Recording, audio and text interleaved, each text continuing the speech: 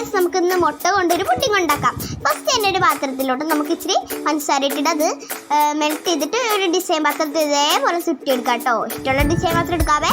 എന്നിട്ടൊരു വേറൊരു പാത്രത്തിൽ അതേപോലെ മെൽറ്റ് ചെയ്തെടുത്തിട്ട് നമ്മൾ അതിൻ്റെ മുകളിലേക്ക് പാൽ ഒഴിക്കണം. നല്ല തിളപ്പിക്കണം കേട്ടോ. മുട്ട നമ്മൾ ഗുളുഗുളു ആക്കിയിട്ട് നല്ല എസൻസ് ഒഴിച്ചിട്ട് നമ്മൾ ഇളക്കണം. നല്ലോണം കണ്ട അതിലേക്ക് ആ പാൽ ഒഴിച്ചെടുത്തിട്ട് മറ്റേ പാത്രത്തിലോട്ട് അത് ഒഴിച്ചു കൊടുക്കണം. എന്നിട്ട് നമ്മുടെ പുഡിംഗ് എടുത്ത് വേറൊരു പാത്രത്തിൽ വെച്ചിട്ട് ഇച്ചിരി ഓട്ട വെക്കണം കേട്ടോ. നമ്മൾ മൂടി വെക്കുന്ന സമയത്ത് ഇതെല്ലാം അതേപോലെ തന്നെ വെക്കുക.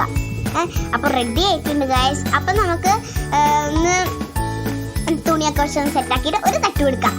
കണ്ടോ ഗൈസ്, നല്ല ഗുളുകള നല്ല രസമായിട്ടിരിക്കണ്ടല്ലേ. അപ്പം ഞാനത് കട്ട് ചെയ്ത് അങ്ങോട്ട് ടേസ്റ്റ് ചെയ്ത് നോക്കട്ടെ ഗൈസ്. കാണുമ്പോൾ തന്നെ നല്ല ഗുളുകളായിരിക്കും. നല്ല ടേസ്റ്റ് ഉണ്ട് ഗൈസ്. ഇത്രയ്ക്കുള്ള വീഡിയോ. ബൈ.